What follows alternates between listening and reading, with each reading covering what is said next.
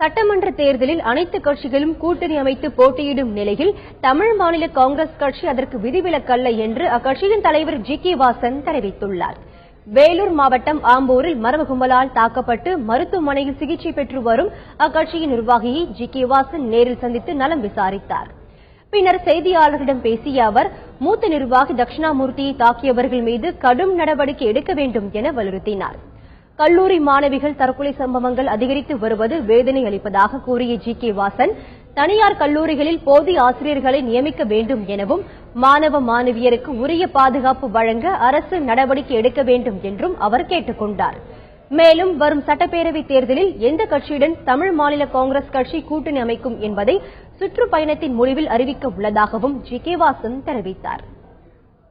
தமிழகத்தில் உள்ள எந்த அரசியல் கட்சிகளும் தங்களுடைய இறுதியான கூட்டணியை அதிகாரப்பூர்வமாக இன்னும் அறிவிக்கவில்லை.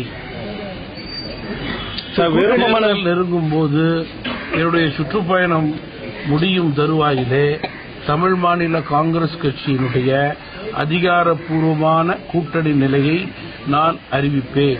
தமிழகத்தில் உள்ள A to Z அனைத்து கட்சிகளும் கூட்டணியிலேயே போட்டியிடுகிறது. அதற்கு தமாக விதிவிலக்கல்ல.